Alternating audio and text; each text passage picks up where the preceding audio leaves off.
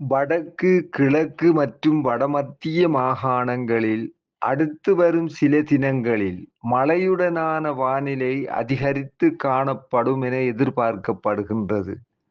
இம்மாகாணங்களில் அடிக்கடி மழை பெய்யக்கூடும். நாட்டின் ஏனைய பிராந்தியங்களில் பிற்பகல் 1 மணிக்குப் பின்னர் மழை அல்லது இடியுடன் கூடிய மழை பெய்யக்கூடும். சப்ரகமுவ மேல் மற்றும் வடமேல் மாகாணங்களின் சில இடங்களிலும், அத்துடன் காலி மற்றும் மாத்தறை மாவட்டங்களின் சில இடங்களிலும் 75 மில்லிமீட்டரிலும் கூடிய ஓரளவு பலத்த மழை பெய்யக்கூடும்.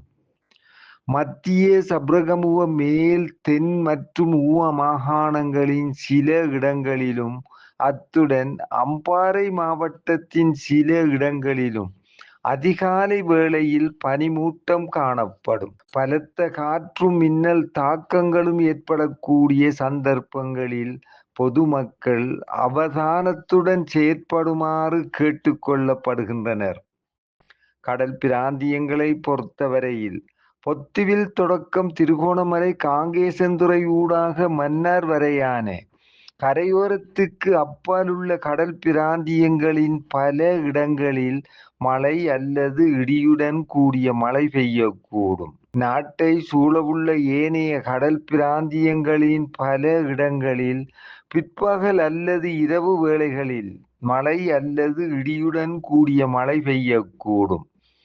கடல் பிராந்தியங்களில் மணித்தியாலத்துக்கு 20 முதல் 30 கிலோமீட்டர் வேகத்தில் வடகிழக்கு திசையிலிருந்து அல்லது மாறுபட்ட திசைகளிலிருந்து காற்று வீசும்.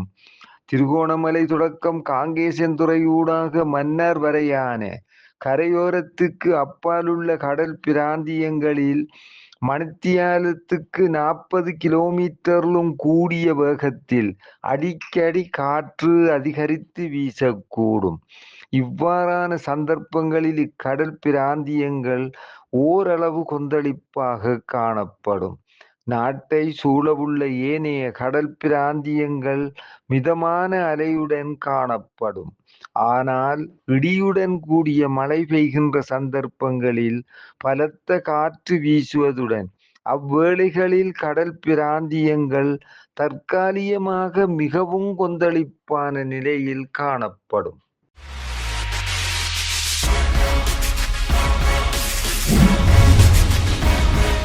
தமிழர், தமிழ் பேசும் மக்களின் கருத்துரிமை காவலர்.